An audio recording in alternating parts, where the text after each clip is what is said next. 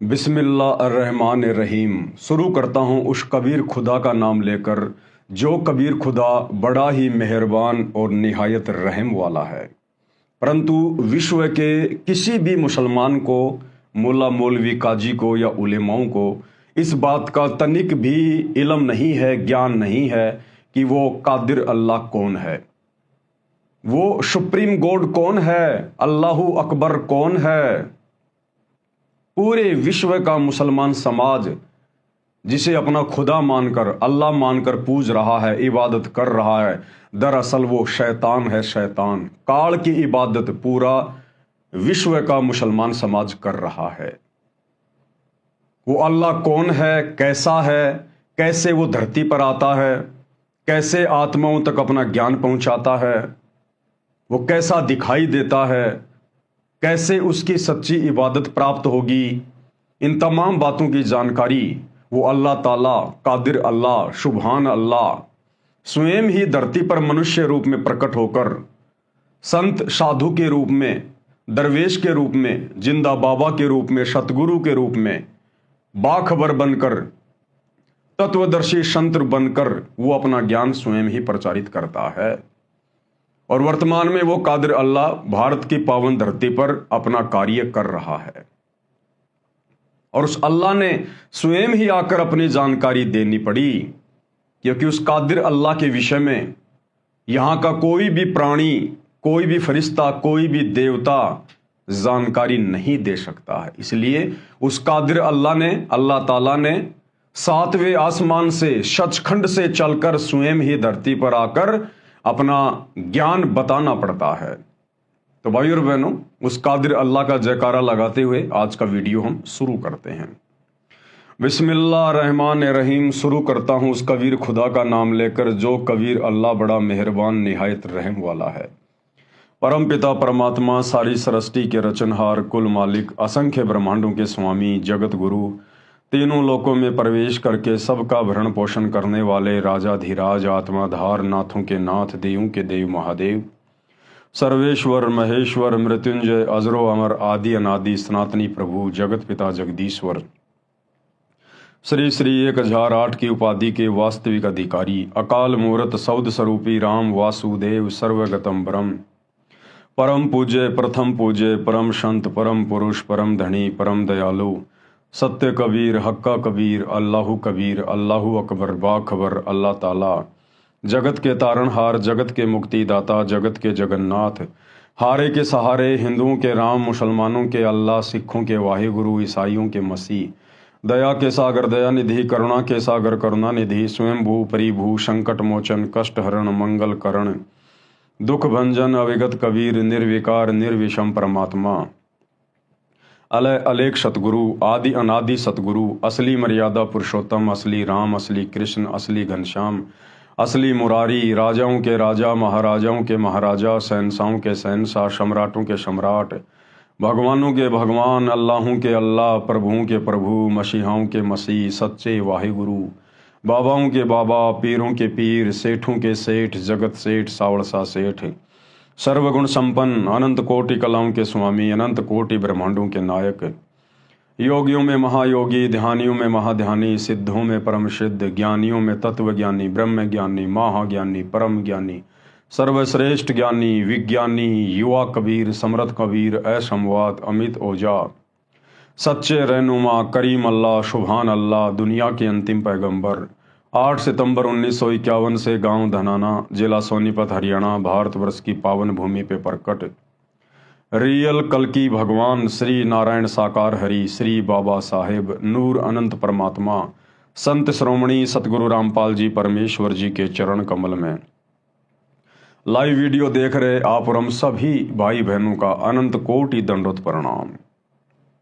तो भाई और बहनों, आज वो कादिर अल्लाह, समर्थ अल्लाह, अल्लाह ताला सुभान व ताला खुद धरती पर मनुष्य रूप में प्रकट है, क्योंकि अल्लाह ताला का शरीर मनुष्य के जैसा है। उन्होंने हम मनुष्यों को अपने जैसा ही बनाया है और वो परमात्मा स्वयं ही धरती पर प्रकट होकर अपना यथार्थ ज्ञान, अपनी पूजा की सच्ची इबादत बताता है। भाई और बहनों, पवित्र आसमानी पुस्तक मुसलमान नहीं समझे ज्ञान कुरान, इस पुस्तक के ऊपर 16 वीडियो बन चुके हैं। आज हमारा ये 17वें नंबर का वीडियो है। यदि आपने अभी तक शुरू से देखना शुरू नहीं किया है तो प्रार्थना है आप जी शुरू से वीडियो देखना ज़रूर शुरू करें, क्योंकि बहुत सारी बातें मुसलमान धर्म से संबंधित जो उनकी धार्मिक पुस्तकों में, पवित्र आसमानी पुस्तकों में लिखी हुई है, वो सारी जानकारी उपलब्ध करवा दी गई है प्रमाणों के साथ में, जिस जानकारी से मुसलमान धर्म के मुल्ला, मौलवी, काजी, उलेमा भी अनभिज्ञ हैं। तो आप जी शुरू से वीडियो देखना शुरू करें, तभी आपको ये पूरी कहानी समझ में आएगी। पिछले वीडियो में गुरुदेव भगवान ने बताया और कबीर सागर से ये साबित किया, सूक्ष्म वेद से, कि वो अल्लाह कबीर, अल्लाह ताला कादिर अल्लाह 650 साल पहले बनारस के काशी में कबीर दास नाम से प्रकट हुए।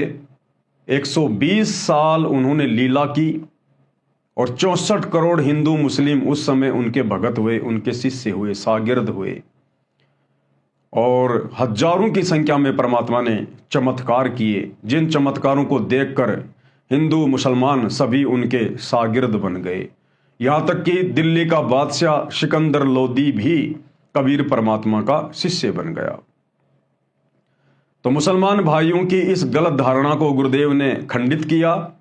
जो मुसलमान भाई और उलेमा कहते हैं कि अल्लाह कभी धरती पे नहीं आता, अल्लाह बेचून है, अल्लाह निराकार है, अल्लाह दिखाई नहीं देता, तो परमेश्वर सतगुरु रामपाल जी ने, हालांकि ये स्वयं ही अल्लाह है, परमेश्वर है, सुभान व ताला है, अल्लाह कबीर हैं, लेकिन अपने आप को छुपा कर ये लीला करते हैं ताकि हम इनके ज्ञान को समझ सकें।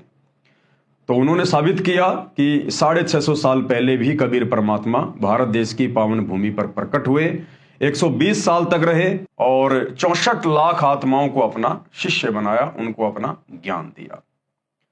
अब आज के वीडियो में हम उसी श्रृंखला में आगे बढ़ेंगे कि जब कबीर परमात्मा शिशु रूप में काशी में प्रकट होकर और नीरू नीमा को अपना मुंह बोला माता पिता बनाकर अपनी परवरिश की लीला करवा रहे थे, उसके बाद जब कबीर परमात्मा जी का नाम रखने का समय आया, नामांकन करने का समय आया, तो मुसलमान काजी अपनी कुरान शरीफ को लेकर कबीर परमेश्वर जी का नाम रखने के लिए आए। और क्या लीला की कबीर परमात्मा ने, हम आज के वीडियो में पढ़ेंगे। पवित्र आसमानी पुस्तक मुसलमान नहीं समझे ज्ञान कुरान, पेज नंबर 84। शिशु कबीर परमेश्वर का नामांकन। क्योंकि कबीर परमेश्वर जी के मुंह बोले माता पिता नीरू और नीमा को, जो पहले हिंदू धर्म में थे, नीरू का नाम था गौरी शंकर और नीमा का नाम था सरस्वती। उस समय दिल्ली का बादशाह मुसलमान राजा था, इसलिए भारत देश पर मुसलमानों का दबदबा ज्यादा था, हिंदू मुसलमानों से दबते थे, इसलिए मुसलमानों ने जबरदस्ती नीरू और नीमा को मुसलमान बना दिया, नीरू और नीमा उनका नाम रख दिया। तो जब कबीर परमात्मा प्रकट हुए काशी में लहरतारा तालाब पर, कमल के विकसित फूल पर, और नीरू और नीमा जब उनको अपने घर पर लेकर आ गए, जब इस बात का पता मुसलमानों को चला, तो मुसलमान धर्म के काजी उनका नामांकन करने के लिए नीरू और नीमा की झोपड़ी पर आते हैं। पारक के अंक की वाणी नंबर 392 से 393।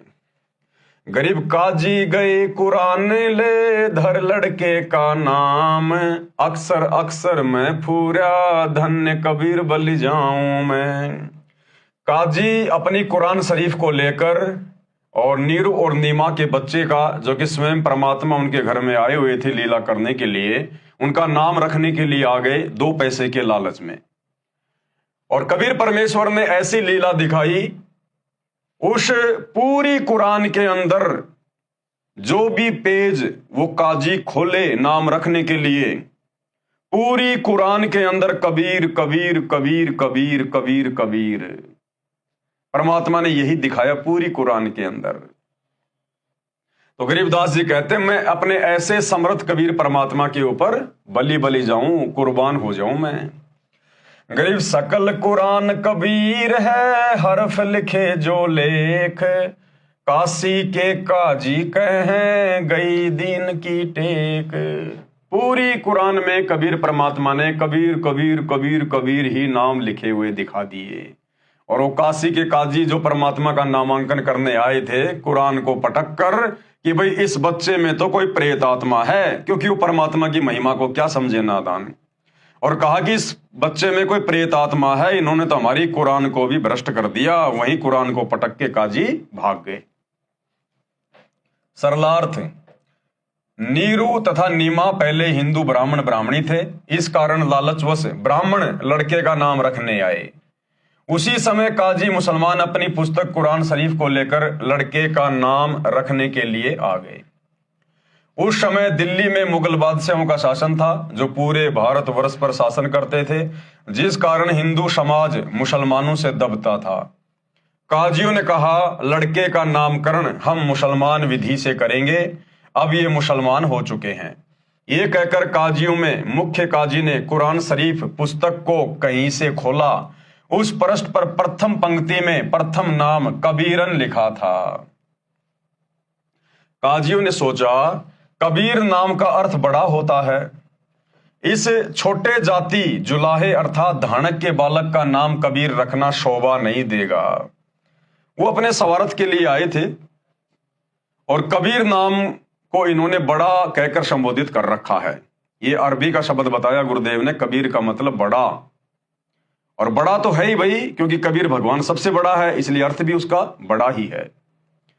तो मुसलमानों ने देखा कि ये कबीर नाम तो बड़े घरानों के बच्चों का नाम रखने योग्य है, अगर उनका नाम रखेंगे कबीर तो हमें ज्यादा दान दक्षिणा मिलेगी। और ये तो छोटी जाति का आम मुसलमान है, आम धानक है, इसके बच्चे का नाम यदि कबीर रखेंगे तो शोभा नहीं देता। लेकिन परमात्मा ने तो अपना नाम कबीर ही रखवाना था। ये तो उच्च घरानों के बच्चों के नाम रखने योग्य है। शिशु रूपधारी परमेश्वर काजियों के मन को दोष को जानते थे। उन काजियों के मन में क्या दोष था, क्या लोभ लालच था, परमात्मा जानते थे। काजियों ने पुनः पवित्र कुरान शरीफ को नाम रखने के उद्देश्य से खोला। उन दोनों पृष्ठों पर कबीर कबीर कबीर अक्षर लिखे थे, अन्य लेख नहीं था। काजियों ने फिर कुरान शरीफ को खोला, उन पृष्ठों पर भी कबीर कबीर कबीर अक्षर ही लिखा था। काजियों ने पूरी कुरान का निरीक्षण किया तो उनके द्वारा लाई गई कुरान शरीफ में सारे अक्षर कबीर कबीर कबीर कबीर हो गए। काजी बोले इस बालक ने कोई जादू मंत्र करके हमारी कुरान शरीफ को ही बदल डाला। तब कबीर परमेश्वर शिशु रूप में बोले, कबीर परमात्मा अल्लाह कबीर अल्लाह ताला जो लीला कर रहे थे शिशु रूप में। तो कबीर परमात्मा जी ने शिशु रूप में क्या कहा, हे काशी के काजियों, मैं कबीर अल्लाह अर्थात अल्लाह अकबर हूं, मेरा नाम कबीर ही रखो। काजियों ने अपने साथ लाई कुरान को वहीं पटक दिया तथा चले गए। बोले इस बच्चे में कोई प्रेत आत्मा बोलती है।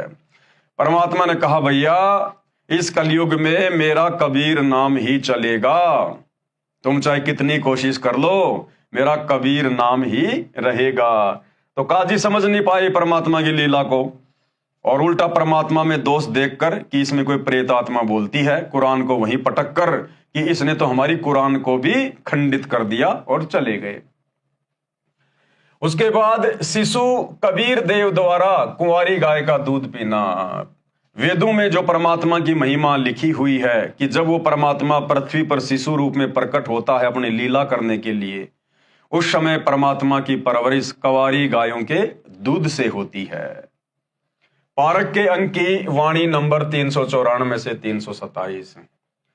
गरीब शिव उतरे शिवपुरी से अविगत बदन विनोद, मैं के कमल खुशी भये लिया इसको गोद। गरीब नजर नजर से मिल गई किया इस परिणाम, धन्य नीरू मोमिन धन्य नीमा धन्य काशी ने काम। गरीब 7 बार चर्चा करी बोले बालक बहन, शिव को कर मस्तक धर्या लिया मोमिन एक धेन। गरीब अनब्यावर को दूहत है दूध दिया तत्काल, पीवे बालक ब्रह्म गति तहां शिव भय दयाल। क्या लीला की परमात्मा ने। सरलार्थ, बालक कबीर को दूध पिलाने की कोशिश नीमा ने की तो परमेश्वर ने मुख बंद कर लिया। सर्व प्रयत्न करने पर भी नीमा तथा नीरू बालक को दूध पिलाने में असफल रहे। 25 दिन जब बालक को निराहार बीत गए, यानी बिना कुछ खाए पिए जब परमात्मा को 25 दिन हो गए तो माता पिता अति चिंतित हो गए।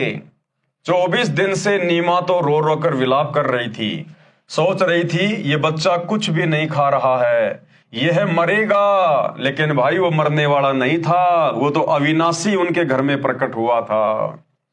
मेरे बेटे को किसी की नजर लगी है। 24 दिन से लगातार नजर उतारने की विधि भिन्न भिन्न स्त्री पुरुषों द्वारा बताई प्रयोग करके थक गई, कोई लाभ नहीं हुआ। आज 25वां दिन उदय हुआ।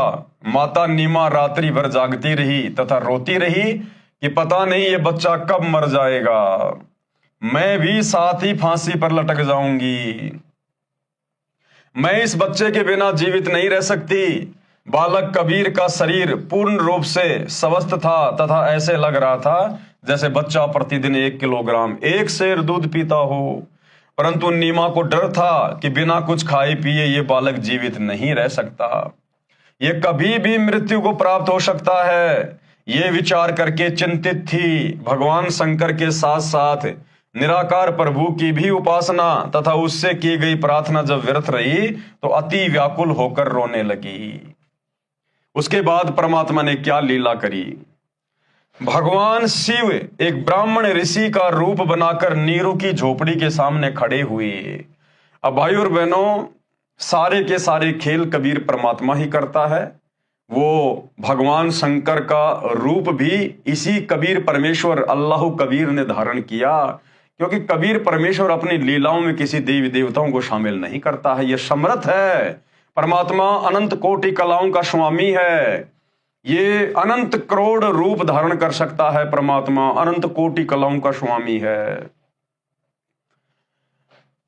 भगवान शिव एक ब्राह्मण ऋषि का रूप बनाकर नीरू की झोपड़ी के सामने खड़े हुए तथा नीमा से रोने का कारण जानना चाहा। नीमा रोती रही, हिचकियां लेती रही। संत रूप में खड़े भगवान शिव के अति आग्रह करने पर नीमा रोती रोती कहने लगी, हे ब्राह्मण, मेरे दुख से परिचित होकर आप भी दुखी हो जाओगे। फकीर वेशधारी शिव भगवान बोले, हे माई, कहते हैं अपने मन का दुख दूसरे के समक्ष कहने से मन हल्का हो जाता है। हो सकता है आपके कष्ट को निवारण करने की विधि भी प्राप्त हो जाए। आंखों में आंसू, जिह्वा लड़खड़ाते हुए, गहरे सांस लेते हुए नीमा ने बताया, हे महात्मा जी, हम निसंतान थे। 25 दिन पहले हम दोनों प्रतिदिन की तरह काशी में लहर तारा तालाब पर स्नान करने जा रहे थे। उस दिन ज्येष्ठ मास की शुक्ल पूर्णिमासी की सुबह थी। रास्ते में मैंने अपने इष्ट भगवान शंकर से पुत्र प्राप्ति की हृदय से प्रार्थना की थी।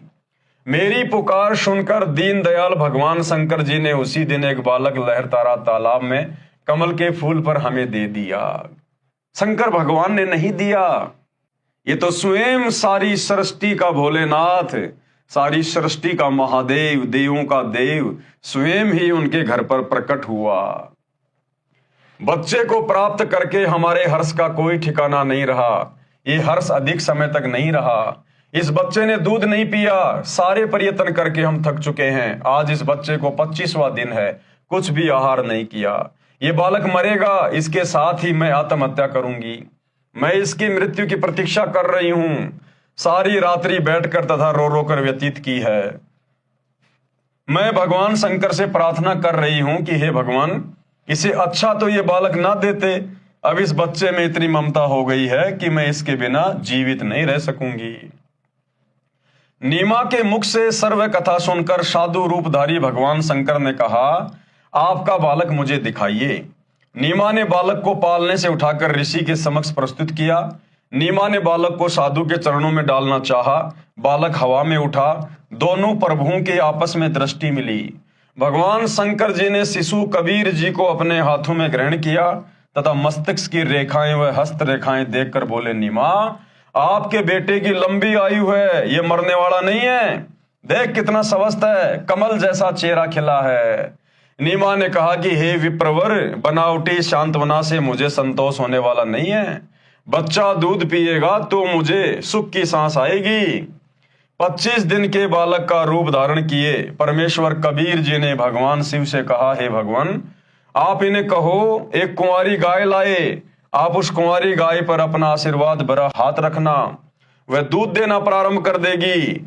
मैं उस कुंवारी गाय का दूध पीऊंगा, वह गाय आजीवन बिना ब्याए अर्थात कुंवारी रहकर ही दूध दिया करेगी। उस दूध से मेरी परवरिश होगी। परमेश्वर कबीर जी तथा भगवान शंकर जी की 7 बार चर्चा हुई। शिवजी ने नीमा से कहा, आपका पति कहाँ है? नीमा ने अपने पति को पुकारा, वह भीगी आंखों से उपस्थित हुआ तथा ब्राह्मण को प्रणाम किया। ब्राह्मण ने कहा, नीरू, आप एक कुंवारी गाय लाओ, वह दूध देगी, उस दूध को यह बालक पिएगा। नीरू कुंवारी गाय ले आया तथा साथ में कुम्हार के घर से एक ताजा मोटा घड़ा 4 किलोग्राम क्षमता का मिट्टी का पात्र भी ले आया। परमेश्वर कबीर जी के आदेश अनुसार विप्र रूपधारी शिव जी ने उस कुंवारी गाय की पीठ पर हाथ मारा जैसे थपकी लगाते हैं। गौ माता के थन लंबे लंबे हो गए तथा थनों से दूध की धार बह चली। नीरू को पहले ही वह पात्र थनों के नीचे रखने का आदेश दे रखा था। दूध का पात्र भरते ही थनों से दूध निकलना बंद हो गया। वह दूध शिशु रूपधारी कबीर परमेश्वर जी ने पिया। इस प्रकार से परमेश्वर की शिशु रूप में जब वो लीला करते हुए प्रकट होते हैं तो उनके पालन पोषण की परवरिश होती है कुंवारी गायों के दूध से, जो वेद प्रमाण कर रहे हैं।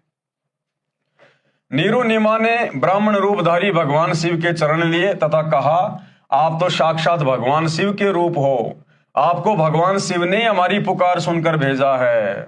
जगत का पेख ना पेख्या, धनी का नाम ना लेखा। करने वाले सब कुछ कबीर परमात्मा थे, ये अल्लाह ताला ही सारी लीला कर रहे थे। उस ब्राह्मण का रूप भी कबीर परमात्मा ने ही धारण किया और महिमा दी जा रही है सूखी नीमा के द्वारा भगवान शंकर को। लेकिन ये परमात्मा महिमा का भूखा नहीं है।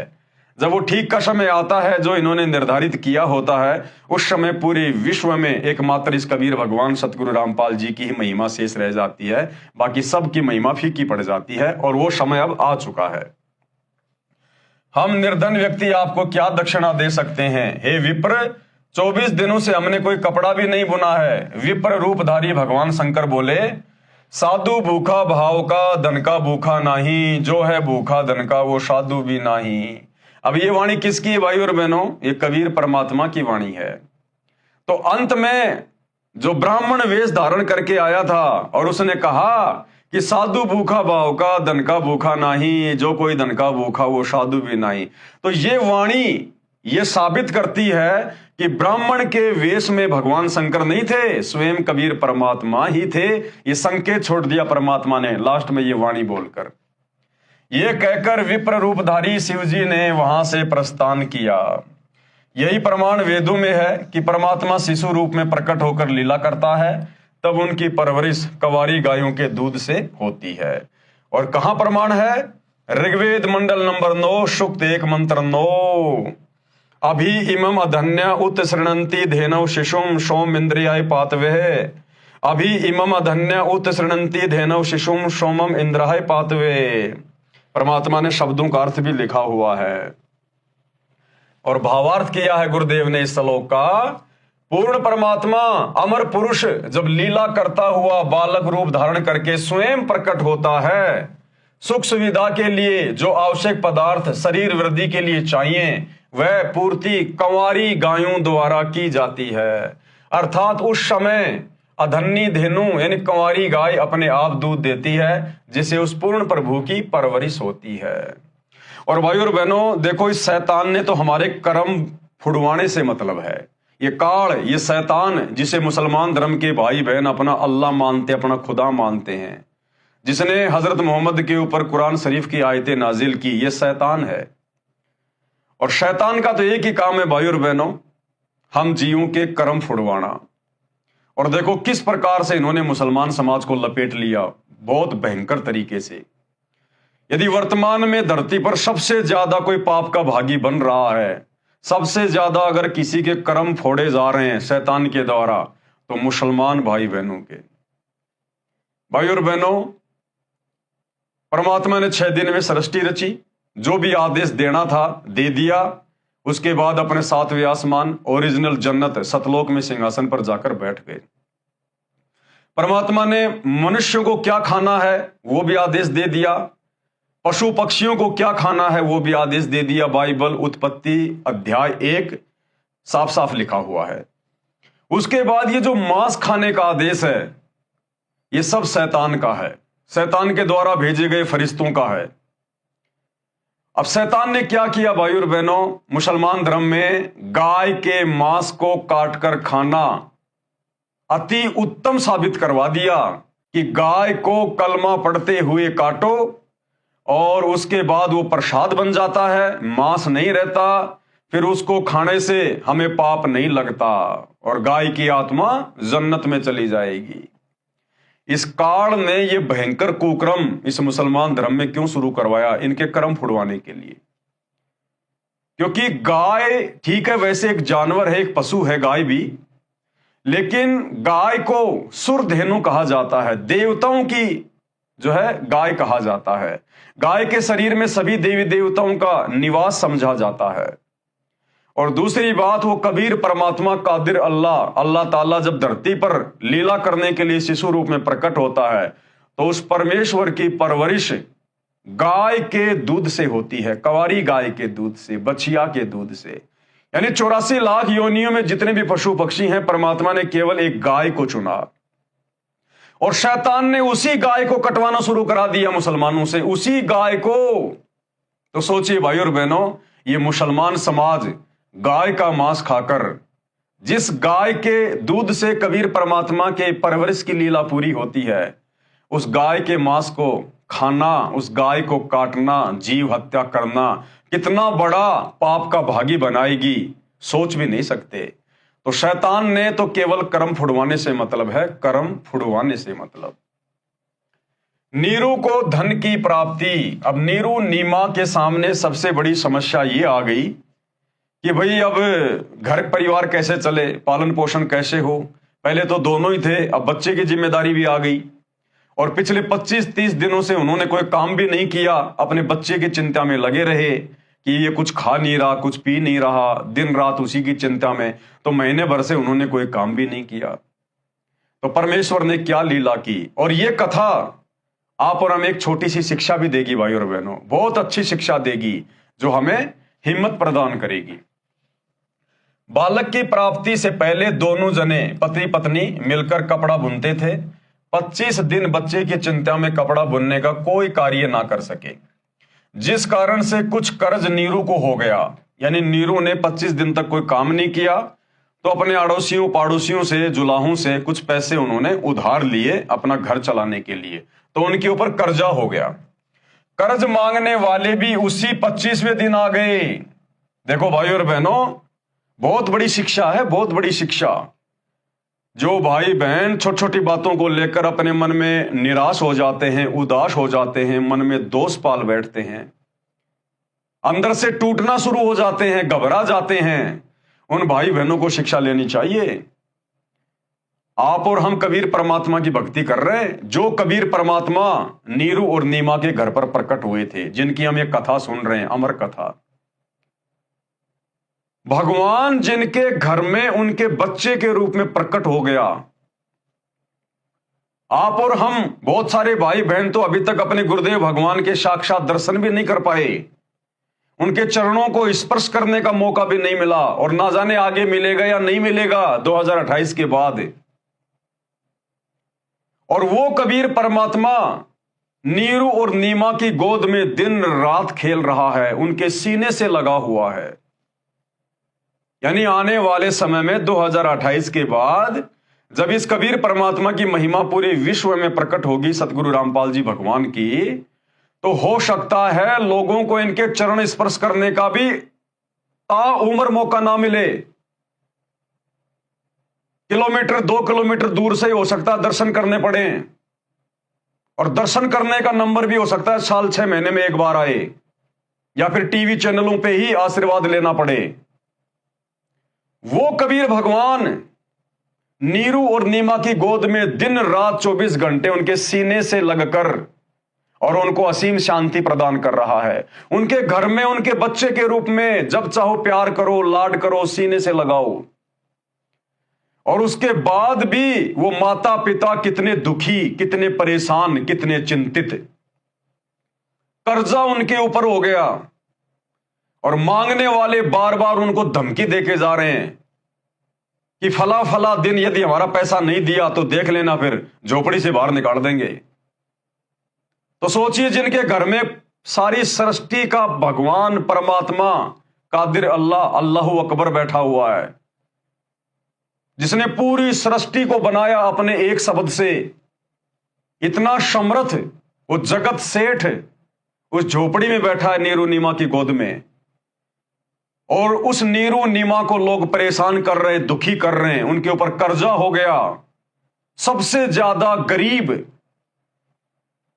20-25 दिन से कोई काम धंधा भी नहीं कर पाए, और दिन रात उनको चिंता सता रही है कि मांगने वालों को क्या जवाब देंगे, दुखी करेंगे, बेइज्जत करेंगे, मार पिटाई भी कर सकते हैं, और आगे कैसे घर-बार चलेगा, कैसे परिवार का पालन पोषण होगा।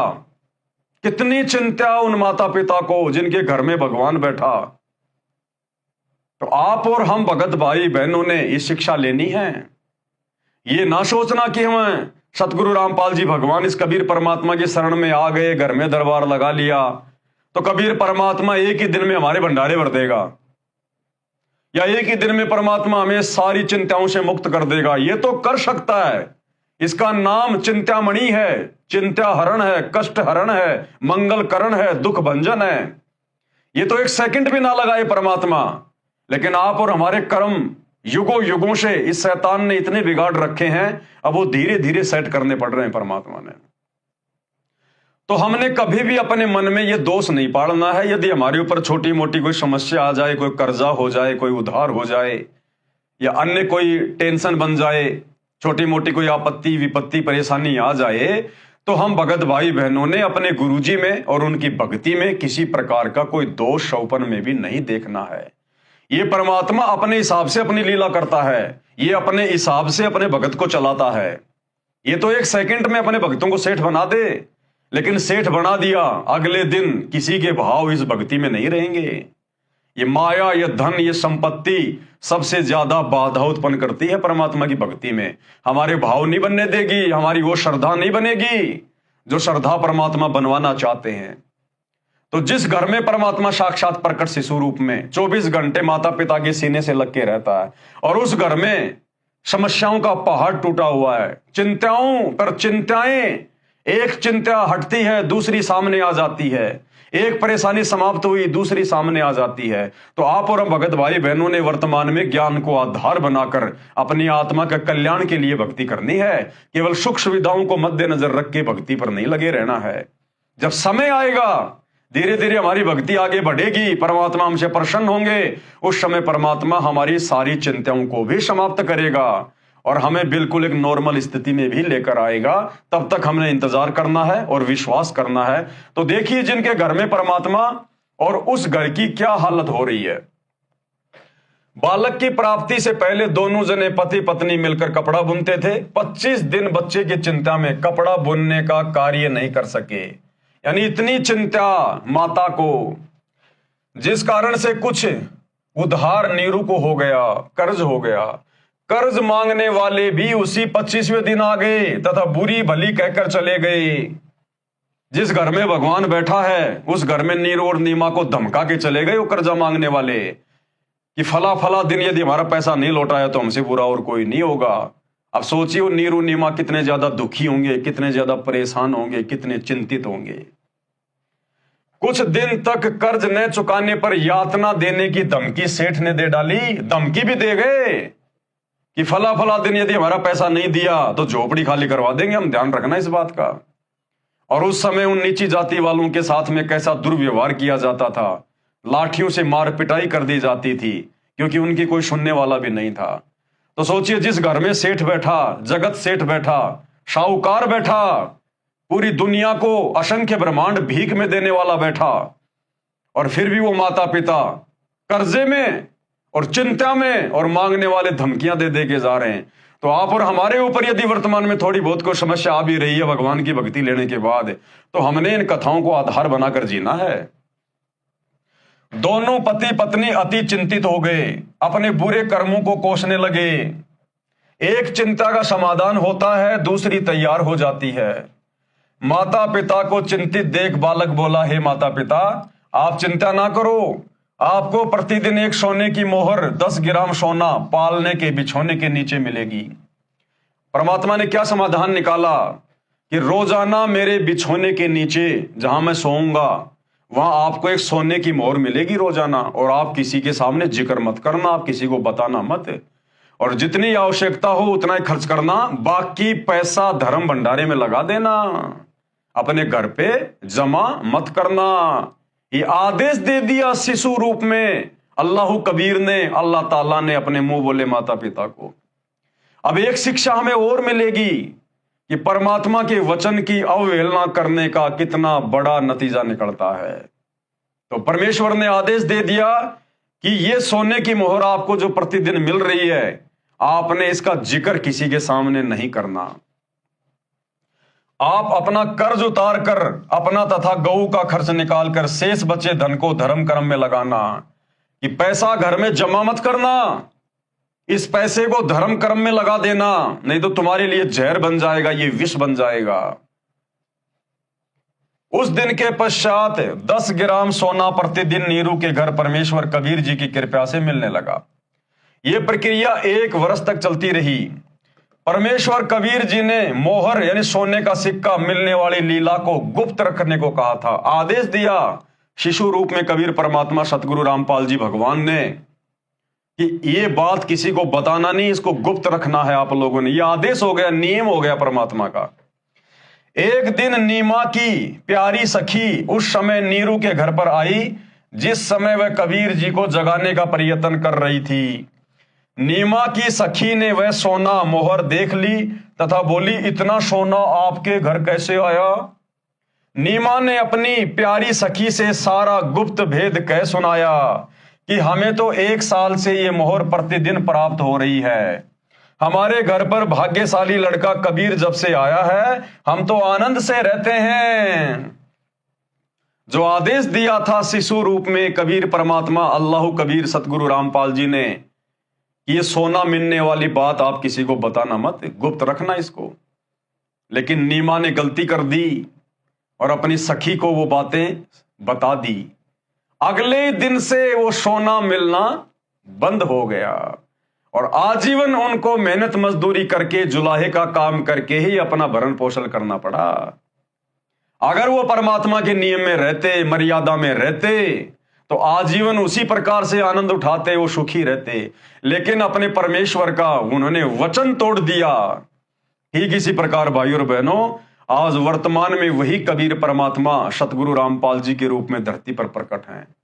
और सन 1994 से गुरुदेव भगवान हमें दिन रात सत्संग के माध्यम से आदेश दे रहे हैं। आदेश सुबह का नित्य नियम करते हैं, परमात्मा हमें कितने आदेश दे रहे हैं। नाम दीक्षा के समय गुरुदेव भगवान हमें मर्यादा देते हैं, नियम बताते हैं, वो उनके आदेश हैं और ये परमात्मा का वचन है, ध्यान रखना। ये किसी का सगा नहीं है। जब इनके खुद के मुंह बोले माता पिता ने नियम तोड़े तो दूसरे दिन से वो लाभ मिलना बंद हो गया। इसी प्रकार यदि हम अपने गुरुदेव भगवान का कोई भी वचन, कोई भी आदेश, कोई भी मर्यादा यदि तोड़ेंगे, उसकी उल्लंघना करेंगे, तो हमारे साथ भी वही होगा। हमें भक्ति से मिलने वाले लाभ बंद हो जाएंगे और जो हमारे भाग्य में लिखा हुआ है वही मिलेगा। अच्छा तो अच्छा और बुरा तो बुरा।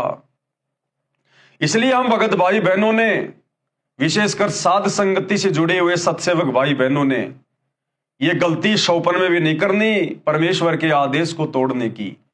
जिस प्रकार उस परमेश्वर के आदेश को तोड़कर पाप के भागी बन रहे हैं हमारे ही गुरु भाई बहन जो शतलोक आश्रमों से जुड़े हुए हैं। गुरुदेव का खुद का कलयुगी परिवार, उनके बेटा बेटी, भाई बंधु, रिश्तेदार, कोऑर्डिनेटर, गुरुदेव के 2014 में हिसार जेल जाने के बाद इन्होंने किस प्रकार से गुरुदेव की मर्यादाओं की धज्जियां उड़ाई है। धनाना में बैडमिंटन का स्टेडियम बनवा दिया करोड़ों रुपए का। एक तो संगत का करोड़ों रुपया ज्योति पाठ और दान का बर्बाद कर दिया गया, परमात्मा की मर्यादा टूटी। ऊपर से गुरुदेव ने शतनाम के नियम नंबर 2 में कोई भी गेम खेलने के लिए या सहयोग करने के लिए, मोबाइल में भी वीडियो गेम खेलने के लिए साफ साफ मना किया हुआ है।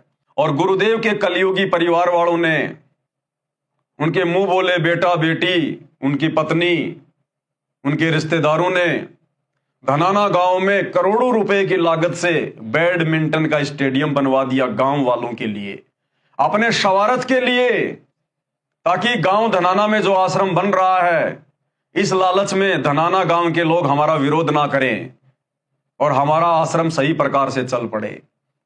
और गुरुदेव की मर्यादाओं की धज्जियां उड़ा दी। हरियाणा के जाट आरक्षण में लाखों भगत भाई बहनों को उनके धरनों पर बैठा दिया गया। करोड़ों रुपया भक्तों के ज्योति पाठ और दान का जाट आरक्षण में चंदे के रूप में दिया गया। आनंद पाल जैसे गुंडे की सीबीआई जांच का समर्थन भक्तों से करवा दिया गया। 5 लाख रुपया नगद राजपूत करणी सेना को राजस्थान के अजमेर की रैली में चंदे के रूप में दिया गया। गोहाना सोनीपत जिले की जाटों की धर्मशाला बनवाई गई। ऊपर का 5वां फ्लोर गुरुदेव के कलयुगी परिवार के द्वारा बनवाया गया। संगत का करोड़ों रुपया बर्बाद कर दिया गया। अयोध्या में जाकर काल उपासकों के लिए, जो रामलला के दर्शन करने के लिए आ रहे थे, उनके लिए 1 महीने तक वहां भंडारा लगवा दिया। काल उपासना में, आन उपासना में सहयोग कर दिया गया। और भी बहुत सारे कुक्रम जो अक्सर दास आपको बताता ही रहता है। तो सोचिए भाई और बहनों, जहां नीमा ने परमेश्वर के वचन की उल्लंघना की। परमेश्वर ने कहा था तुम्हें जो प्रतिदिन 10 ग्राम सोना मिल रहा है, इस भेद को गुप्त रखना, किसी के सामने बताना मत। लेकिन नीमा ने गलती कर दी और परमेश्वर के आदेश की उल्लंघना कर दी। उसी दिन से, अगले ही दिन से उनको वो लाभ मिलना बंद हो गया, सोने की मोहर मिलना बंद हो गया। तो भाई और बहनों, वर्तमान में वही परमात्मा धरती पर प्रकट है सतगुरु रामपाल जी के रूप में। और उनका वचन तो वही है जो पहले था, जो आज है। साध वचन पलटे नहीं, चाहे पलट जाए ब्रह्मांड। तो आज जिस प्रकार से गुरुदेव के परिवार के द्वारा और लाखों की संगत के द्वारा जो सतलोक आश्रमों से जुड़ी हुई है, आज गुरुदेव की गैर हाजिरी में जिस प्रकार से उनके आदेशों की अवहेलना की जा रही है, उनकी मर्यादाओं की धज्जियां उड़ाई जा रही हैं एक एक करके, सोचिए भाई और बहनों, इनको कैसे भक्ति का लाभ मिलेगा? परमात्मा वही है, नियम मर्यादा वही है। लेकिन वर्तमान में ये भाई बहन जो सुखी दिखाई दे रहे, केवल इनकी पिछली बैटरी चल रही है। जब तक इन्होंने मर्यादा में रहकर भक्ति की, दान पुण्य किया, केवल इनकी वो कमाई चल रही है। वर्तमान में गुरुदेव का आशीर्वाद इनके ऊपर नहीं है। इन सब के नाम खंडित हैं, क्योंकि इन्होंने 1 नहीं 2 नहीं सैकड़ों बार परमेश्वर की मर्यादाओं को पैरों तले रौंदा है। तो आने वाले समय में इन भाई बहनों को दुखों का सामना भी करना पड़ेगा। युग परिवर्तन के दौरान, जो आने वाले समय में बहुत ही नजदीक है, 2028 समय निश्चित है। तो हम सत्सेवक भाई बहनों ने शिक्षा लेते हुए आगे बढ़ना है। हमने शौपन में भी अपने गुरुदेव भगवान की मर्यादाओं को टूटने नहीं देना है। भाई घर छूटो चाहे जग रूठो, चाहे रूठो ये संसारा हो, कौन सुनेगा फिर काल लोक में, जब गुरु रूठ गया मारा हो। नीमा की सखी ने वह सोना मोहर देख ली तथा बोली, इतना सोना आपके पास कैसे आया? नीमा ने अपनी प्रिय सखी से सारा गुप्त भेद कह सुनाया कि हमें तो 1 साल से ये मोहर प्रतिदिन प्राप्त हो रही है। आदेश तोड़ दिया परमात्मा का, मर्यादा तोड़ दी। हमारे घर पर भाग्यशाली लड़का कबीर जब से आया है, हम तो आनंद से रह रहे हैं। अगले दिन ही सोना मिलना बंद हो गया। अगले दिन वो सुविधा बंद हो गई परमात्मा का वचन तोड़ते ही। नीरू तथा नीमा दोनों मिलकर कपड़ा बुनकर अपने परिवार का पालन पोषण करने लगे।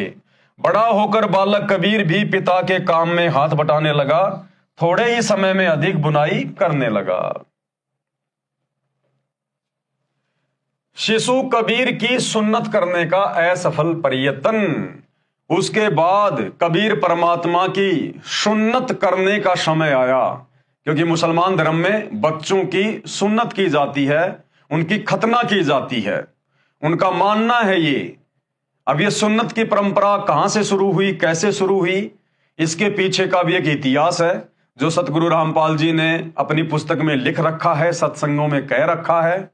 अगर आगे इस पुस्तक में उसका कहीं जिक्र आएगा तो आप जियों को जरूर बताएंगे, अन्यथा दास ने वीडियो बना रखा है गुरुदेव के आशीर्वाद से कि मुसलमान धर्म में सुन्नत की परंपरा, टोपी पहनने की परंपरा और मूछें कटवाने की परंपरा कैसे शुरू हुई। हजरत मोहम्मद जी ने क्या वो गलती की थी जिस गलती के कारण उनकी पत्नी खदीजा ने उनको सजा दी थी, उनकी मूछें कटवा दी थी, उनके बालों की जो चोटी होती थी, पहले मुसलमान भाई बहन सब लंबे लंबे बाल रखा करते थे, हिंदुओं की तरह चोटी रखा करते थे।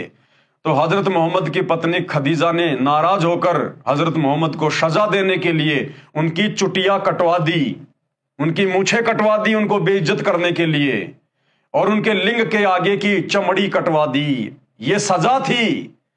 इस बात को हजरत मोहम्मद ने मुसलमानों से छुपाया अपनी बेइज्जती के डर से, और उन्होंने ये 3 चीजें मुसलमान धर्म में एक पहचान के तौर पर शुरू करवा दी। शिशु कबीर की सुन्नत करने का असफल प्रयत्न। शिशु रूपधारी कबीर देव की सुन्नत करने का समय आया तो पूरा जन समूह संबंधियों का इकट्ठा हो गया। नाई जब शिशु कबीर जी के लिंग को सुन्नत करने के लिए कैंची लेकर गया तो परमेश्वर ने अपने लिंग के साथ एक लिंग यानी जो पेशाब इंद्री है और बना दिया। फिर उस सुन्नत करने को तैयार व्यक्ति की आंखों के सामने 3 लिंग और बढ़ते दिखाई दिए। कुल 5 लिंग एक बालक के देखकर वह सुन्नत करने वाला आश्चर्य में पड़ गया। तब कबीर जी शिशु रूप में बोले, भैया एक ही लिंग की सुन्नत करने का विधान है कि तुम्हारे मुसलमान धर्म में एक ही लिंग की, एक ही पेशाब इंद्री की सुन्नत की जाती है। बोल, शेष 4 की सुन्नत कहां करानी है, जल्दी बोल। शिशु को ऐसे बोलते सुनकर तथा 5 लिंग बालक के देखकर नाई ने अन्य उपस्थित व्यक्तियों को बुलाकर वह अद्भुत दृश्य दिखाया। परमात्मा ने लीला को जन्म देना था और नाई से कहा, भैया तुम्हारे धर्म में तो एक ही पेशाब इंद्री की, एक ही लिंग की सुन्नत करने का आदेश है ना। अब बता बाकी लिंग का कहां कराऊं सुन्नत में, जल्दी बोल, समय नहीं है मेरे पास में। तो जो मुसलमान नाई था वो बेचारा डर गया और उसने दूसरे जो मुसलमान वहां बैठे हुए थे उनको जाके बताया कि भाई देखो क्या चमत्कार हो गया, क्या लीला हो गई। और सारे लोग उठकर आए तो देखा कि एक ही बच्चे के 5-5 पेशाब इंद्री, 5-5 लिंग। सब बड़े आश्चर्य में पड़ गए। सर्व उपस्थित जन समूह ये देखकर अचंभित हो गया, आपस में चर्चा करने लगे, ये अल्लाह का कैसा कमाल है। एक बच्चे को 5 पुरुष लिंग, ये देखकर बिना सुन्नत किए ही चला गया। बच्चे के 5 लिंग होने की बात जब नीरू व नीमा को पता चला तो कहने लगे, आप क्या कह रहे हो, ये नहीं हो सकता। दोनों बालक के पास गए तो शिशु को केवल एक ही पुरुष लिंग था, 5 नहीं थे। परमात्मा ने लीला को वापस समेट लिया।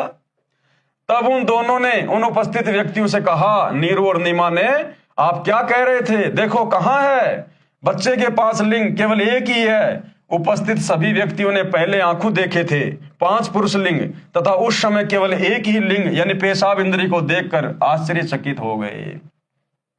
उदाहरण बनाना था परमात्मा ने आज वर्तमान समय के लिए, और उस समय उन काजी मुल्लाओं को परमात्मा ने एक शिक्षा दी और क्या कहा। तब शिशु रूपधारी परमेश्वर बोले, हे भोले लोगो, वो कादिर अल्लाह, अल्लाह कबीर, अल्लाह ताला शिशु रूप में बोला, हे काशी के लोगों, आप लड़के का लिंग किस लिए काटते हो? क्या लड़के को बनाने में अल्लाह यानी परमेश्वर ने चूक कर दी जिसे आप ठीक करते हो? क्या आप परमेश्वर से भी बढ़कर हो? यदि आप लड़के के लिंग की चमड़ी आगे से काटकर सुन्नत करके उसे मुसलमान बनाते हो तो लड़की को मुसलमान कैसे बनाओगे? भाई मुसलमान धर्म में तो केवल लड़कों की सुन्नत की जाती है और कहते हैं भाई मुसलमान बन गया, तो लड़कियों की सुन्नत कैसे करोगे? इसका मतलब मुसलमान धर्म में जितनी भी लड़कियां हैं, माता बहनें हैं, वो तो सब हिंदू हैं, वो मुसलमान तो बनी नहीं, उनकी सुन्नत तो हुई नहीं। ना वो टोपी पहनती, ना उनके दाढ़ी मूंछ होती, ना उनकी सुन्नत हुई। तो मुसलमान धर्म में जितने भी माता बहनें वो तो सारी की सारी हिंदू हैं। तो परमात्मा कहते हैं, नादानो, ये तुम्हारा मनमाना आचरण है, परमात्मा का ऐसा कोई विधान नहीं है। यदि मुसलमान धर्म के व्यक्ति अन्य धर्मों के व्यक्तियों से भिन्न होते तो परमात्मा ही सुन्नत करके लड़के को जन्म देता।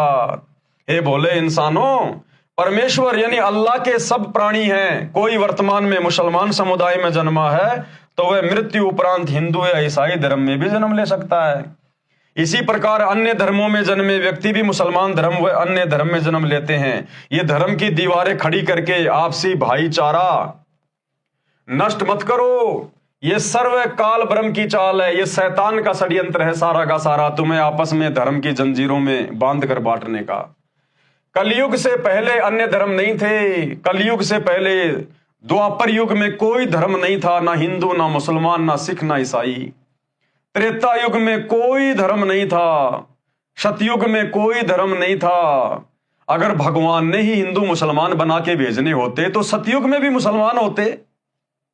सतयुग में भी सुन्नत का काम शुरू हो जाता। सभी लोग मूछें कटवाते, मुसलमान धर्म वाले टोपी पहनते। लेकिन उस समय तो कोई धर्म नाम की चीज थी नहीं, सभी इंसान थे, मानव थे।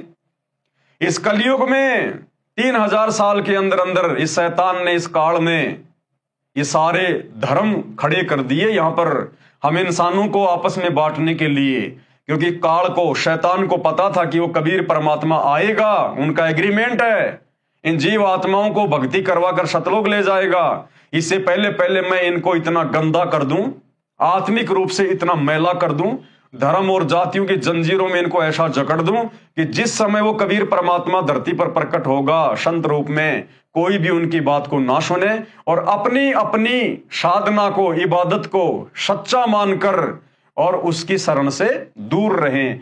तो ये सारा काल का षड्यंत्र था। कलयुग से पहले अन्य धर्म नहीं थे, केवल एक मानव धर्म यानी मानवता ही था। अब कलयुग में काल ब्रह्म ने भिन्न भिन्न धर्मों में बांटकर मानव की शांति समाप्त कर दी है। सुन्नत के समय उपस्थित व्यक्ति बालक मुख से सत उपदेश सुनकर दंग रह गए। माता नीमा ने बालक के मुख पर कपड़ा ढक दिया तथा बोली, घना मत बोल, काजी सुन लेंगे तो तुझे मार डालेंगे, वो बेरहम है बेटा। परमेश्वर कबीर जी माता के हृदय के कष्ट से परिचित होकर सोने का बहाना बनाकर खर्राटे भरने लगे।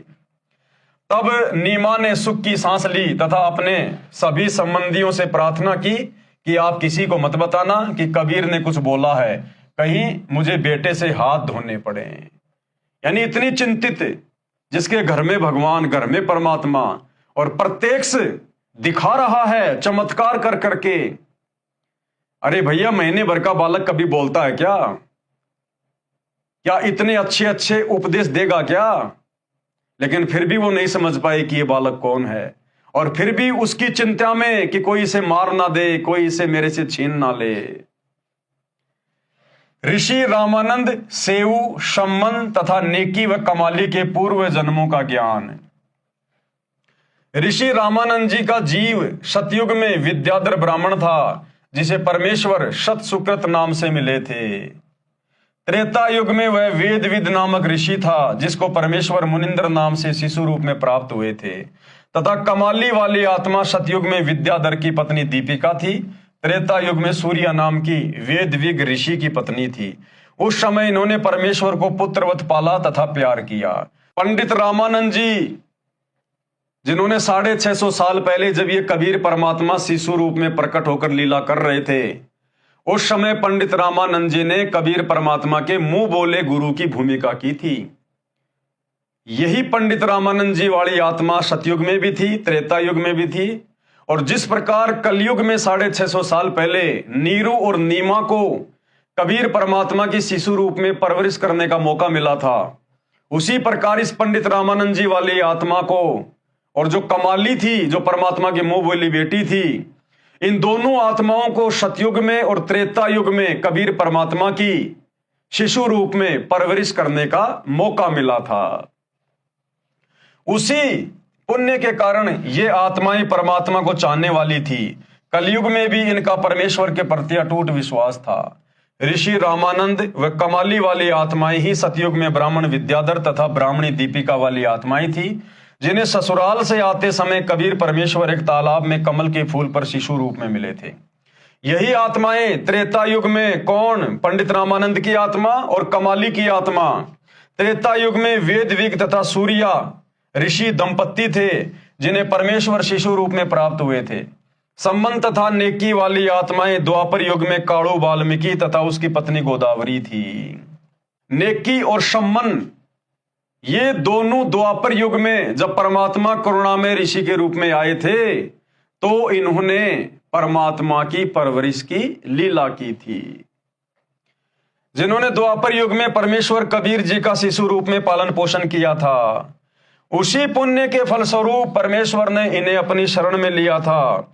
सेऊ यानी शिव वाली आत्मा द्वापर में ही एक गंगेश्वर नामक ब्राह्मण का पुत्र गणेश था, जिसने अपने पिता के घोर विरोध के पश्चात भी मेरे उपदेश को नहीं त्यागा था, तथा गंगेश्वर ब्राह्मण वाली आत्मा कलयुग में शेख तकी बना। यानी जो शेख तकी था, जो सिकंदर लोदी का धार्मिक गुरु था, वो द्वापर युग में सेऊ का पिता था।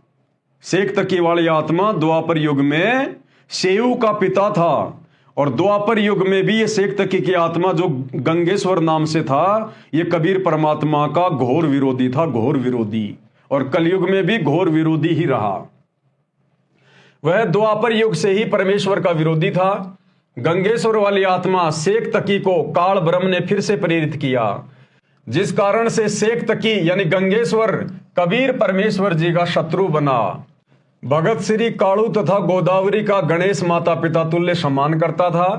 रो रो कर कहता था, काश आज मेरा जन्म आप वाल्मीकि के घर होता।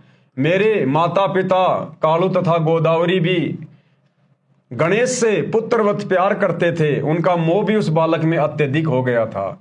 इसी कारण से वे फिर से उसी गणेश वाले आत्मा अर्थात सेऊ के माता पिता नेकी तथा सम्मन बने। सम्मन की आत्मा ही नौशेरवा शहर में नौशेर खान राजा बना, फिर बलक बुखारे का बादशाह इब्राहिम अदम सुल्तान हुआ, तब उसको पुनः भक्ति पर लगाया। सुल्तान इब्राहिम इब्न अदम की संपूर्ण कथा इसी पुस्तक के पेज नंबर 153 पर लिखी है। सतगुरु रामपाल जी से निवेदन है कि जब हम मुसलमान भाइयों से ज्ञान चर्चा करते हैं, उनके प्रश्नों का उत्तर हम नहीं दे पाते हैं, कृपया इसका जवाब कैसे दें। प्रश्न ये है। तो गुरुदेव ने कहा, भाई क्या सवाल है? कुरान का ज्ञान उतारने वाला अल्लाह कादिर नहीं है, ये कैसे माना जाए? क्योंकि कुरान मजीद में सूर 7:38 आयत नंबर 41 और 42 में प्रमाण है कि अल्लाह ने बंदे अयूब की पुकार सुनकर उसे कहा कि जमीन पर लात मारो, पीने के पानी का चश्मा निकलेगा, यानी फवारा निकलेगा। अयूब ने वैसा ही किया और लात मारते ही पीने के ठंडे पानी का चश्मा बहने लगा। तो मुसलमान भाई बहन कहते हैं कि हमारे अल्लाह ने, जिसको हम अल्लाह कह रहे हैं, खुदा कह रहे हैं, और तुम संत रामपाल जी के भगत कहते हो कि वो शैतान है, वो काल है। एक समय हमारे धर्म में एक अयूब नाम का व्यक्ति हुआ और उसने अपने खुदा से प्रार्थना की, तो उस अयूब ने जमीन में लात मारी, लात मारते ही पानी का फवारा निकला, चश्मा निकला। तो तुम ये कैसे कह सकते हो कि हमारा खुदा समर्थ नहीं है या हम शैतान की इबादत कर रहे हैं? तो गुरुदेव भगवान ने क्या जवाब दिया इसका? सतगुरु रामपाल जी उत्तर इस प्रकार दो।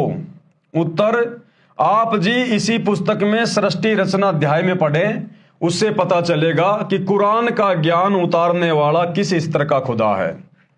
सबसे पहले अल्लाह की परिभाषा समझें। खुदा अरबी भाषा का शब्द है जिसका अर्थ है स्वामी, प्रभु, मालिक, गॉड, भगवान। उदाहरण से समझते हैं, जैसे भारत देश में प्रांत में मंत्री जी, मुख्यमंत्री जी के पद हैं।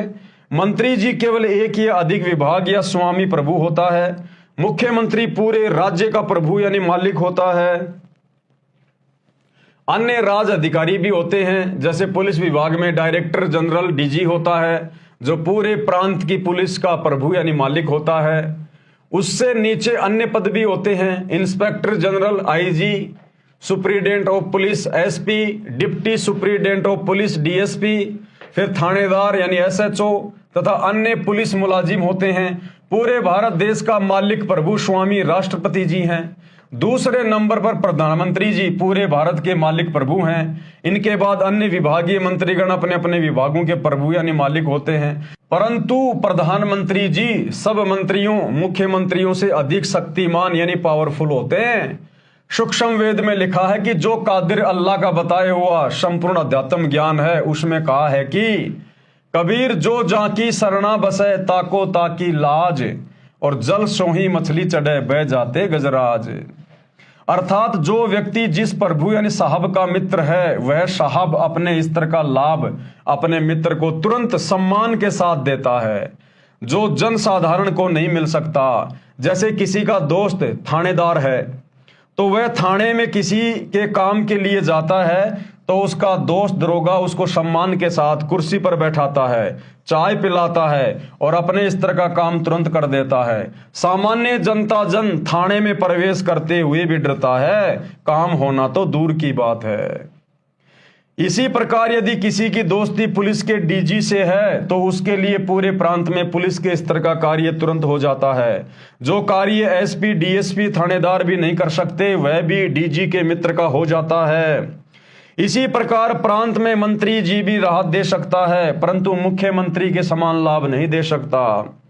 इसी प्रकार भारत के प्रधानमंत्री जी सब मुख्यमंत्रियों व केंद्रीय मंत्रियों से अधिक लाभ दे सकते हैं। जिनकी दोस्ती प्रधानमंत्री से है, उसके काम देश में किसी भी स्तर के साहब के पास हो, निर्बाध बिना रोक टोक के हो जाते हैं। वाणी का अर्थ है कि जैसे मछली की जल से सच्ची दोस्ती है, जल की दरिया बह रही हो, उसमें चाहे 50 फुट का एकदम फाल है, ऐसे फाल पानी नीचे गिरने वाले स्थान को कहते हैं फाल। वहां पर पानी बहुत तेजी से नीचे गिरता है, उसके सामने यदि गजराज हाथियों में सबसे ताकतवर हाथी भी आ जाए, तो वह जल प्रवाह उस हाथी को भी बहा ले जाता है। परंतु मछली उस फाल के नीचे वाले स्तर पर बह रहे जल से ऊपर वाले स्तर पर यानी 50 फुट ऊपर सन्मुख सीधे चढ़ जाती है। यानी जल ने अपनी दोस्त मछली को अपने स्तर की सुविधा दे रखी है, जिसे हाथी प्राप्त नहीं कर सकता। जो जाकी सरना बसे ताको ताकी लाज, जल स्यों ही मछली चढ़ जाती और बह जाते गजराज। अब आसानी से समझ सकेंगे कि कुरान मजीद की सूर 7:38 आयत नंबर 41 और 42 में जो चश्मा यानी पानी का फवारा लात मारने से अयूब के अल्लाह ने जमीन से निकाल दिया, कारण यह है कि प्रत्येक प्रभु में अपने स्तर की शक्ति है।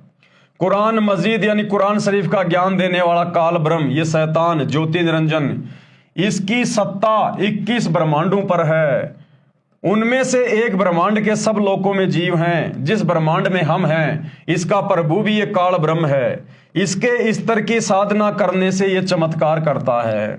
इसके द्वारा बताई भक्ति क्रियाओं से जन्नत स्वर्ग में सदा नहीं रहा जा सकता।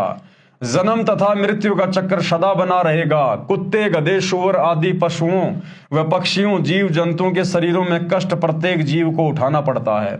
चाहे कोई भक्ति यानी इबादत करे चाहे ना करे, इबादत न करने वाले सीधे नरक में जाते हैं, फिर पशु पक्षी आदि के जीवन भोगते हैं, और इबादत करने वालों को कुछ समय स्वर्ग का सुख मिल जाता है। उनको भी नरक यानी जहन्नुम में गिरना पड़ता है। अन्य जीवों के शरीरों में भी कष्ट भोगना पड़ता है। केवल सृष्टि उत्पन्न करने वाले कादिर अल्लाह, जिसे गीता अध्याय 8 श्लोक 3 में परम अक्षर ब्रह्म कहा है, तथा उसी की जानकारी इसी अध्याय के श्लोक नंबर 8, 10 तथा 20 व 22 में, तथा गीता अध्याय 15 श्लोक 17, गीता अध्याय 18 श्लोक 46, 61, 62 में, तथा अनेकों अन्य स्थानों पर गीता में है, तथा कुरान मजीद की सूर फुरकान 25 आयत नंबर 52 से 59, सूर बकरा 2 आयत नंबर 255 तथा अन्य अनेकों सूरों में, जिसको संपूर्ण जगत का उत्पत्ति करता परवरदिगार व शाश्वत अविनाशी बताया है, उसकी इबादत करने से साधक यानी भगत सदा रहने वाले सुख स्थान शतलोक को प्राप्त करता है। वहां जाने के पश्चात फिर कभी काल के लोक में जन्म नहीं लेता। गुरुदेव के कहने का मतलब है कि फायदा तो शैतान की भक्ति से भी मिलेगा, क्योंकि ये भी 21 ब्रह्मांड का राजा है, स्वामी है, भगवान है, साहब है। जिस प्रकार फायदा तो आपको एक थानेदार भी दे सकता है यदि आपका दोस्त है तो, लेकिन मुख्यमंत्री के स्तर का लाभ वो थानेदार नहीं दे सकता। अपने स्तर का लाभ तो थानेदार भी दे देगा, क्योंकि वो भी अपने स्तर पर अपने क्षेत्र में पावर लेकर बैठा है। इसी प्रकार लाभ तो ये शैतान भी दे देता है, क्योंकि ये भी किस ब्रह्मांड का प्रभु है, स्वामी है, राम है, खुदा है। लेकिन इसकी भक्ति से तुम्हारा जन्म मरण का रोग नहीं कटेगा। तुम जहन्नुम का वो कष्ट भोगने से नहीं बच सकते, नरक भोगने से नहीं बच सकते इस शैतान की इबादत से, जिसको तुम खुदा मान के, अल्लाह मान के पूज रहे हो। तो वो जो अयूब था, उस अयूब को जिस प्रकार से जमीन से वो जल प्राप्त हुआ ठोकर मारने से, तो ये जो मुसलमान जिसे अपना खुदा कह रहे हैं, अल्लाह कह रहे हैं, वो शैतान इतना छोटा मोटा लाभ दे देता है, ऐसे चमत्कार वो कर देता है, कोई बड़ी बात नहीं है, लेकिन वो तुम्हारा जन्म मरण का रोग नहीं मिटा सकता।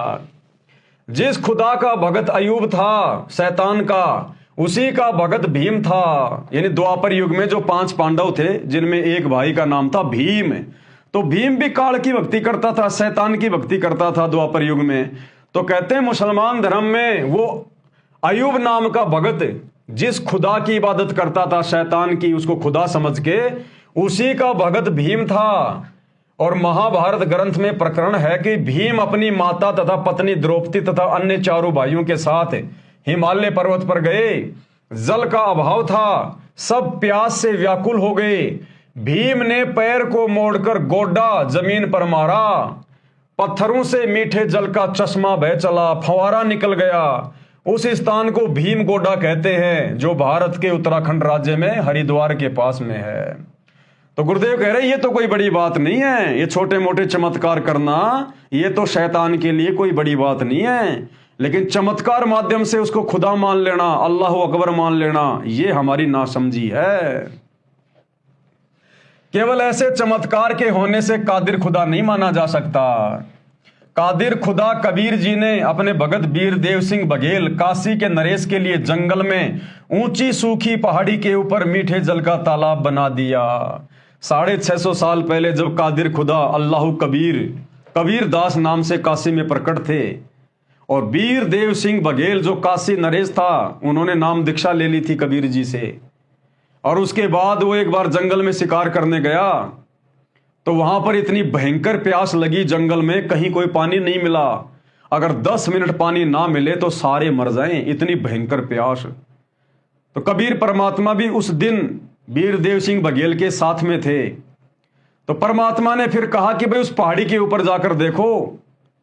तो वहां एक सैनिक गया, तो जाकर देखा वहां तो पानी का, ठंडे पानी का, मीठे पानी का, स्वच्छ पानी का पूरा तालाब बना हुआ है।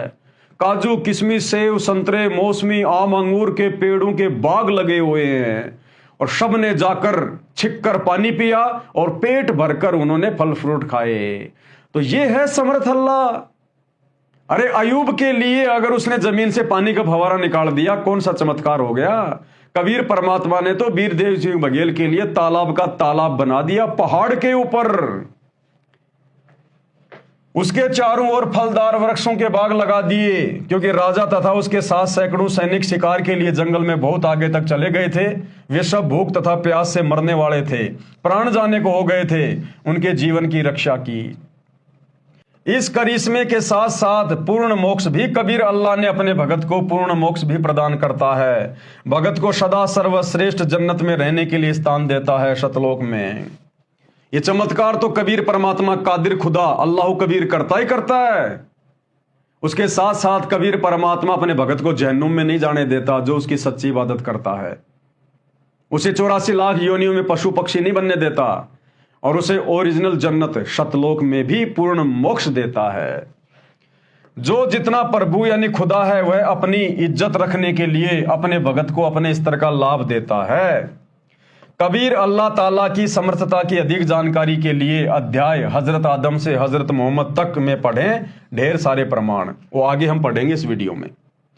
अगला सवाल, कुरान मजीद की सूर 7:38 आयत नंबर 45 से 51 में हमारे यानी मुसलमानों के अल्लाह ने बताया है कि जो हमारे बंदों इब्राहिम और इसहाक और याकूब, इस्माइल और अल यश तथा जुल्किफ्ल जैसे नेक व परहेजदार होंगे, उनके लिए जन्नत के दरवाजे खुले होंगे।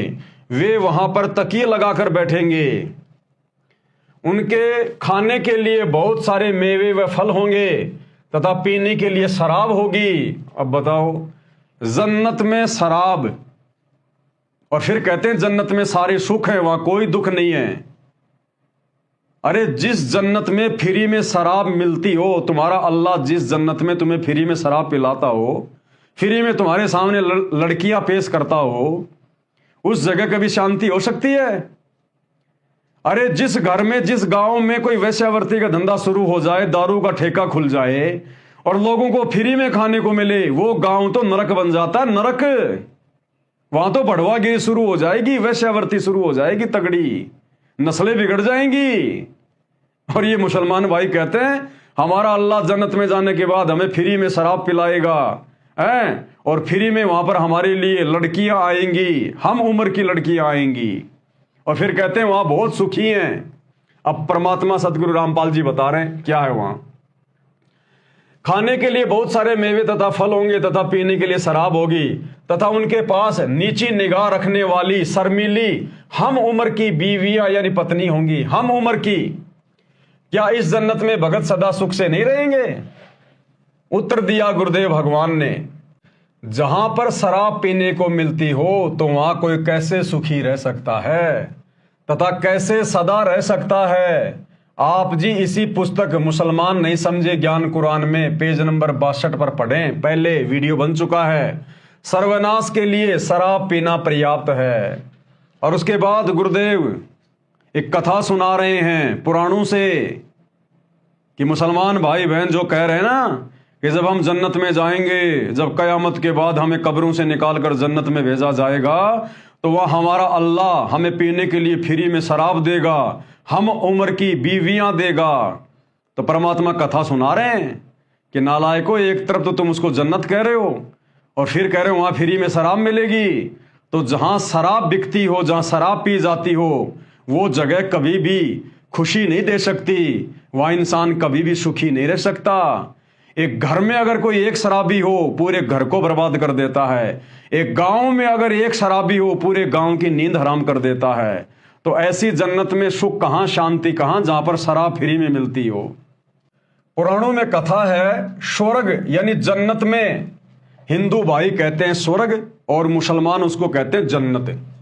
वहां पर नल तथा कुब्बर नाम के दो देवता थे जो कुबेर देवता के पुत्र थे।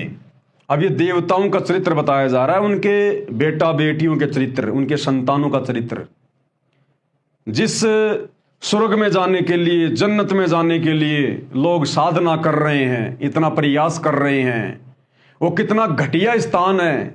यहां की तुलना में यहां से भी ज्यादा बकवाद है वहां, यहां से भी ज्यादा बकवाद। वहां केवल अपनी भक्ति का आनंद उठाया जाता है, केवल अपनी भक्ति का भोग भोगा जाता है। वहां जो कमाई हमने यहां की है मनुष्य शरीर में, कुछ समय के लिए काल हमारे को जन्नत में, स्वर्ग में भेज देता है और हम अपनी भक्ति कमाई को वहां बकवाद करके नष्ट कर सकते हैं। इससे ज्यादा वहां और कुछ नहीं है।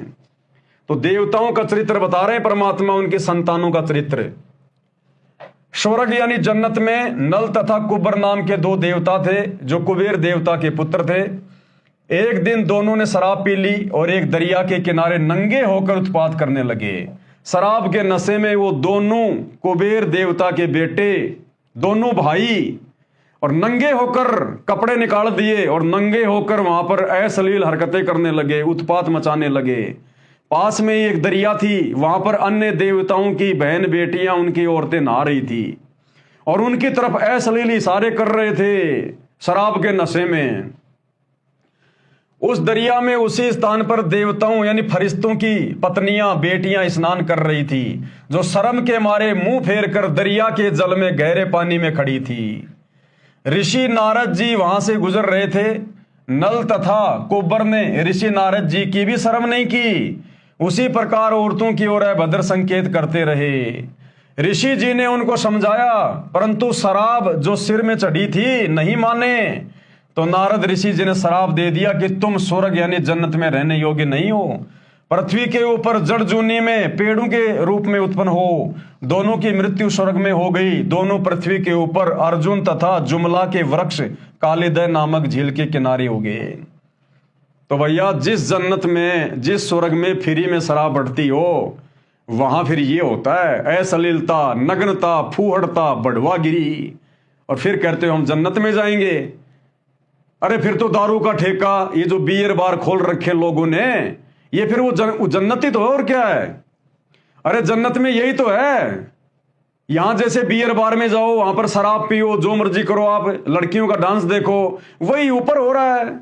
तो वो तो तुम यहां कर लो। अगर तुम्हें जन्नत देखने का शौक है, अगर तुम्हें स्वर्ग देखने का शौक है, तो किसी बियर बार में जाके देख लो वहां पर क्या होता है। वही फूटता, नगनता, अश्लीलता, वही सब कुछ वहां होता है। तो क्या करोगे वहां जाके?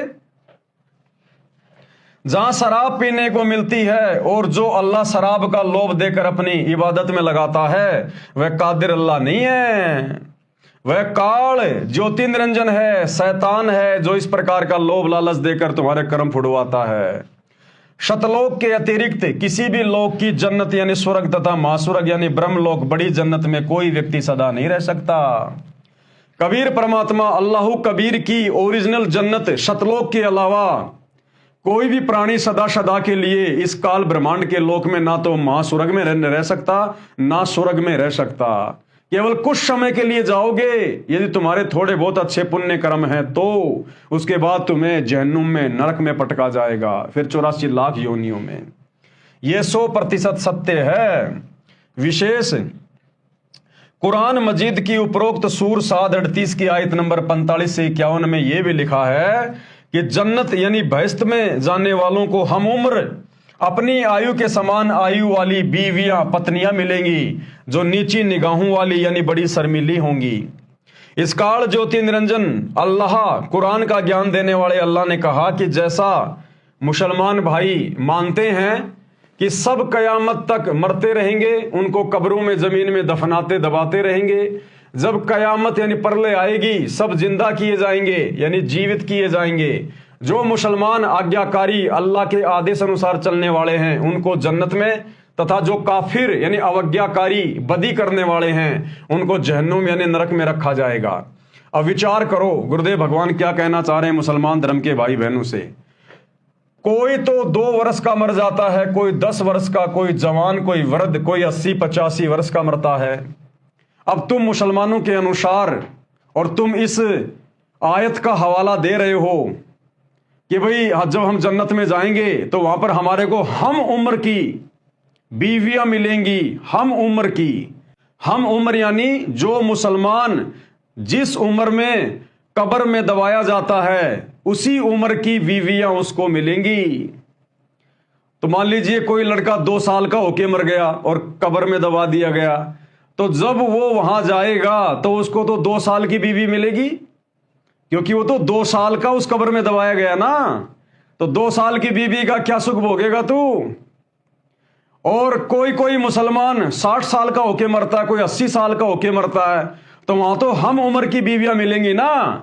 तो जो मुसलमान 80 साल का होके मरा, 90 साल का होके मरा और कब्र में दबाया गया, और जब वो जन्नत में जाएगा तो उसको तो 80 साल की बीवी मिलेगी, 90 साल की वो बुढ़िया मिलेगी। तो क्या खाक सुख है फिर वहां जन्नत में, जब 90 साल की तुम्हारे को वहां पर बीवियां मिलेंगी हम उम्र की।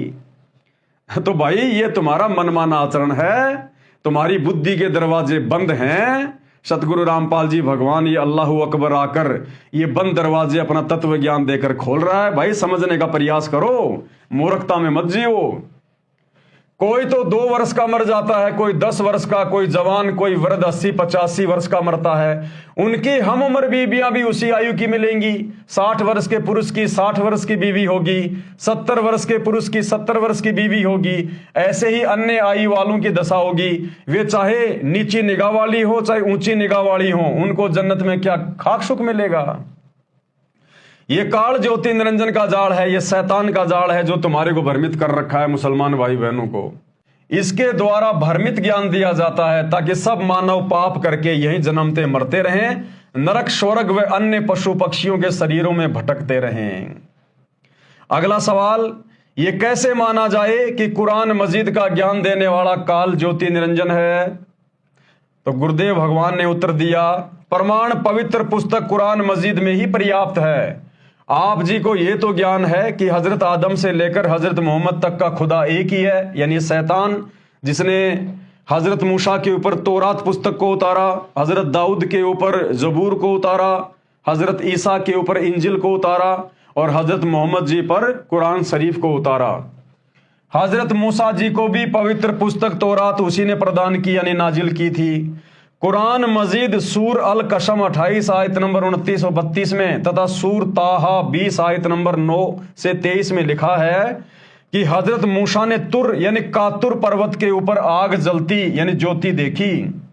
उसने अपने परिवार के लोगों से कहा, तुम सब यहीं ठहरो, मैं उस आग से तुम्हारे लिए अंगार ले आता हूं। जब मूसा उस आग के निकट पहुंचा तो देखा कि वह लकड़ी से जलने वाली आग नहीं है, वह तो अलौकिक प्रकाश है। उस रोशनी से आवाज आई कि हे मूसा, मैं तेरा रब हूं। ये शैतान, ये काल, ये ब्रह्म, ये किसी के सामने अपने ओरिजिनल रूप में प्रत्यक्ष प्रकट नहीं होता, किसी को दर्शन नहीं देता। इसने कसम खा रखी है, सौगंध खा रखी है, इसको श्राप लगा हुआ है। तो वहां पर वो प्रकाश के पीछे छुपा रहा और मूसा से कहा कि ए मूसा, मैं तेरा रब हूं, तेरा अल्लाह हूं। ये ऐसे ही भ्रमित करता है। तू जूती उतार कर नंगे पैरों से इस पर्वत पर चढ़। जब मूसा कुछ दूरी पर रह गया तो उस ज्योति में से आवाज फिर आई कि मूसा, तू अपनी लाठी मेरी ओर फेंक दो। मूसा ने लाठी फेंक दी जो एक सांप बनकर चलने लगी। फिर कहा कि मैं तुझे अपना रसूल बनाता हूं, तुझे किताब की रोशनी देता हूं, आदि आदि कहा। इससे सिद्ध हुआ कि ज्योति निरंजन ये काल शैतान जिसे काल कहा जाता है, उसी ने मूसा को तौरात किताब उतारी यानी नाजिल की। वही हजरत आदम से हजरत मोहम्मद तक का रब है। इसने प्रतिज्ञा कर रखी है, इस शैतान ने, इस काल ने कसम खा रखी है कि मैं अपने वास्तविक स्वरूप में किसी को दर्शन नहीं दूंगा, सब कार्य करूंगा। कसम किस लिए खा रखी है ये आप इसी पुस्तक के पेज नंबर 183 से 228 तक अध्याय सृष्टि रचना में पढ़ें। श्रीमद् भगवत गीता का ज्ञान भी इसी ज्योति निरंजन, इसी शैतान ने, इसी काल ने, काल ब्रह्म ने श्री कृष्ण जी में प्रवेश करके अर्जुन को बताया था। गीता अध्याय 7 श्लोक 24-25 में काल ब्रह्म ने कहा है कि श्लोक नंबर 24 में क्या कहा कि बुद्धिहीन व्यक्ति मेरे अनुत्तम यानी घटिया अटल नियम को नहीं जानते, इसलिए मुझे श्री कृष्ण व्यक्ति रूप में आया श्री कृष्ण मान रहे हैं। ये काल कह रहा है कि ये बुद्धिहीन प्राणी मेरे घटिया नियम से अपरिचित हैं कि मैं किसी के सामने प्रत्यक्ष प्रकट नहीं होता, और मैं श्री कृष्ण में भूत की तरह प्रवेश करके जो गीता का ज्ञान दे रहा हूं ना, तो ये जन समुदाय ये सोच रहा है कि श्री कृष्ण ज्ञान दे रहा है, श्री कृष्ण गीता बोल रहा है, लेकिन ये कृष्ण नहीं बोल रहा। कृष्ण के अंदर मैं काल प्रवेश करके ये ज्ञान बोल रहा हूं, क्योंकि मैं इसी प्रकार से लोगों के सामने आता हूं, अपने ओरिजिनल रूप में नहीं आता। श्लोक नंबर 25, मैं अपनी योग माया से यानी शक्ति से छिपा रहता हूं। ये काल कहता है मैं किसी के सामने नहीं आता, किसी के प्रत्यक्ष नहीं होता। यह अज्ञानी जन समुदाय कभी मनुष्य की तरह जन्म न लेने वाले को नहीं जानता। अर्थात ज्योति निरंजन काल ने स्पष्ट कर दिया कि मेरा अटल नियम है कि मैं छिपा रहता हूं, सबके सामने कभी प्रत्यक्ष नहीं होता, सब कार्य छुपकर करता रहता हूं। गीता अध्याय 11 श्लोक 32 में स्पष्ट किया है कि मैं काल हूं, साफ साफ कह रहा है कि मैं काल हूं श्री कृष्ण में प्रवेश करके, जबकि श्री कृष्ण जी ने उससे पहले कभी नहीं कहा अपने जीवन में कि मैं काल हूं, और ना महाभारत के युद्ध के बाद कभी कहा कि मैं काल हूं। लेकिन उस समय महाभारत के युद्ध के दौरान श्री कृष्ण जी के अंदर यह काल प्रवेश था, तो कह रहा है कि मैं काल हूं। अध्याय 11 श्लोक 32 में स्पष्ट किया है कि मैं काल हूं, और सबका नाश करने के लिए अब श्री कृष्ण में आया हूं, यानी कृष्ण के शरीर में प्रवेश हुआ हूं। इसी श्री कृष्ण के शरीर में प्रवेश करके श्रीमद् भगवत गीता का ज्ञान बोला था। ऐसे ही चारों किताबों, मुसलमानों के जो 4 आसमानी पुस्तकें हैं, जबूर, तौरात, इंजिल तथा कुरान का ज्ञान गुप्त रहकर बताया है, सामने आके नहीं बताया, गुप्त होकर बताया। ये कादिर सृष्टि की उत्पत्ति करने वाला अल्लाह नहीं है, कबीर खुदा ने इसको काल कराल यानी शैतान कहा है। तो भाइयों और बहनों, आज के वीडियो में हम केवल इतना ही लेंगे। कल हम आगे बढ़ेंगे पेज नंबर 91 से और देखेंगे कि कबीर परमात्मा, अल्लाह अकबर, कादिर अल्लाह, सतगुरु रामपाल जी भगवान ने और क्या जानकारी मुसलमान धर्म से जुड़े हुए भ्रमित भाई बहनों को समझाने की दृष्टि से लिखी है। कल रात्रि 8 बजे सभी भाई बहन फिर से लाइव जुड़िए। तब तक गुरुदेव भगवान हम सबको आज्ञा दें, इजाजत दें, सद्बुद्धि दें, आशीर्वाद दें। बंदी छोड़ अल्लाह कबीर सतगुरु रामपाल जी परमेश्वर जी की जय हो।